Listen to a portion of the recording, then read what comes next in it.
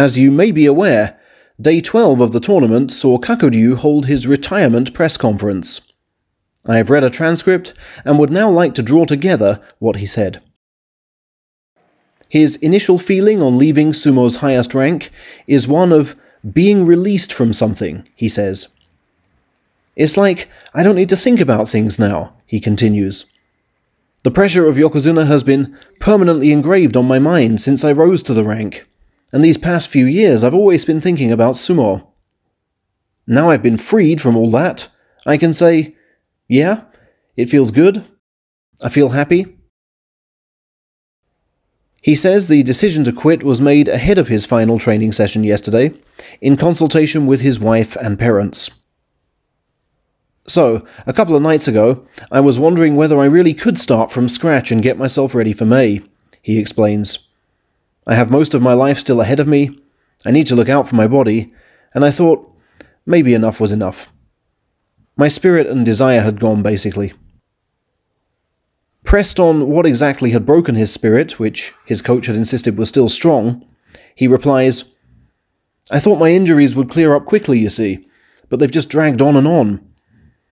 I was absenting myself so often, stuck in this cycle of injuries and comebacks and more injuries, and I had to consider the problems I was causing association members, who were extremely generous in letting me go on for as long as I did. I wanted a lot of folks to be able to see me fight one more time, of course, but my spirit was gradually getting scraped away. My body was screaming for me to stop, and I opted to retire, because you can't mount the dohyo in two minds. He admitted to not having fulfilled the Yokozuna's duty in recent times, and that the Yokozuna Council had valid reason to criticize. And, he adds, I finally came to think I could fulfill that duty no longer. It would be impossible. If my injuries had healed, I'd have had the will to continue, and it's a shame it's ended as it has. I do wonder what would have happened if the pandemic had never arrived. But now, my decision is made, I can say, wow, I did well to come this far, and I really exhausted myself. And as for what he plans to do next, he says, I'll be starting out as a coach, and I first want to study how to impart knowledge and make wrestlers strong.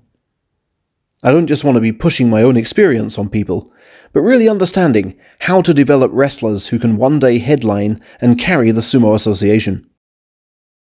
And my kids seem pretty happy that I'm going to be a teacher. He's also going to try getting behind the wheel of a car now that his wrestler driving ban has been lifted. It seems the shock of leaving the Yokozuna rank is still too great for him to process talking about it in the past tense, and he largely won't be drawn on his feelings or memories at this early stage. For now, he simply says that his abiding memory of Yokozuna is of the times he fulfilled expectations by winning titles and overcoming injuries to do so.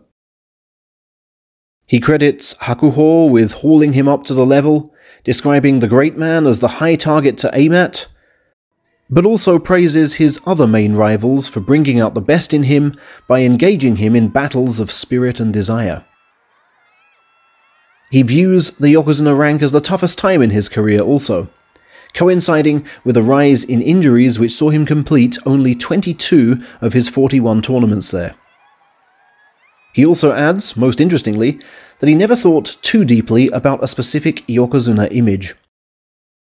I consulted my seniors on the rank, watched all the videos, but ultimately concluded it was just about being me, he says.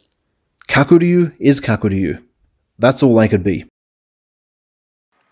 His fondest bout memory, he reveals, is of the match he won to reach salaried status, which marked the achievement of his original sumo goal and encouraged him to dream bigger.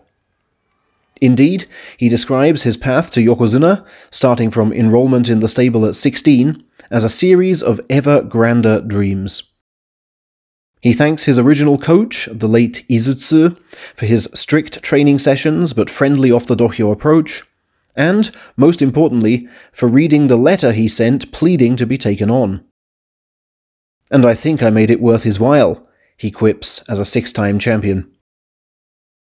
He urges his Mongolian-born juniors to grow, both as wrestlers and human beings, but insists it is improper for him to advise Mongolian-born senior Hakuho, saying merely that he's won so much already and I'm confident he can still deliver something. And finally, to the question that closes every retirement interview, Kakuryu says, "I have no regrets. I've done everything there was to be done." Well, I'm glad we could finally catch up with this fast-moving story, even if my steps couldn't quite catch up with his. Farewell, Yokozuna. It's been quite a ride.